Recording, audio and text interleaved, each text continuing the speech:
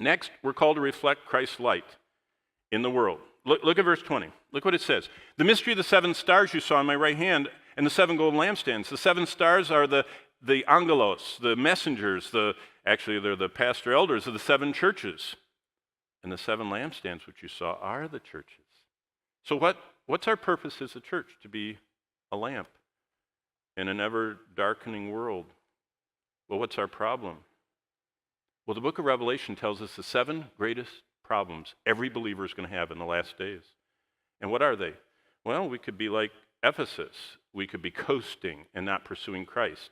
Or we could be like Smyrna. We could be fearing our persecution. Or we could be like Pergamos, desensitized by sin. Or like Thyatira, enslaved. Or like Sardis, acting like a lost person. Or like Philadelphia. Remember he said, you're of little strength, but go through that open door.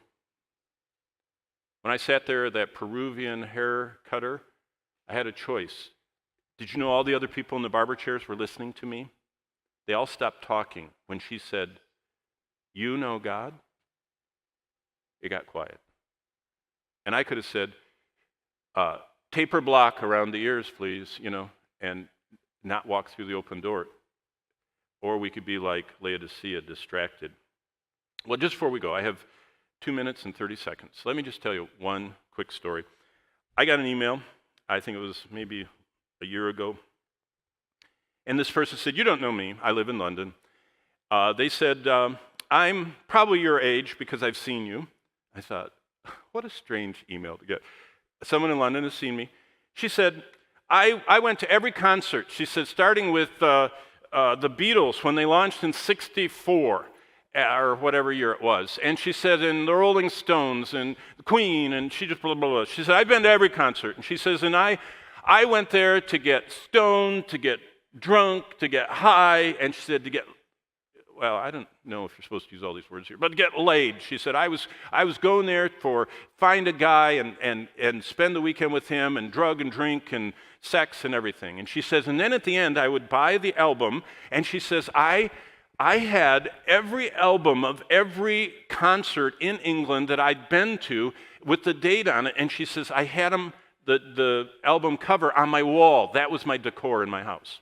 I thought, what an interesting note to get from someone. So now I've got a tour of somebody's house in London. She said, 6 months ago, I was riding home from a concert. She said, I'm in my 60s, and she said, boy, you don't get as buzzed anymore. She said, in fact, you don't move as fast and you stay away from a lot of that stuff. She said, but I went to another concert hoping to have a buzz. And she said, and I was on my way home riding the subway to my apartment, and she said, I started thinking, you know what, you're old and you're sick and you're hopeless. And so she said, I typed into Google, hope. Just the word hope. And she said, all of a sudden, she said, I turned it and I put in my earbuds, and she said, you were talking. She said, you were talking to a musical concert group. And she said, it was really short. She said, it was just a few minutes. And I thought, I'm going to watch this. So she said, I was watching it like this on the tube. And she said, you told all this. And then you said, bow your head. So she said, I was just sitting. I was really in it. So she said, I bowed my head.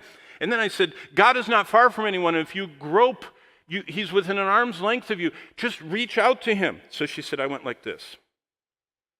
On the subway in London.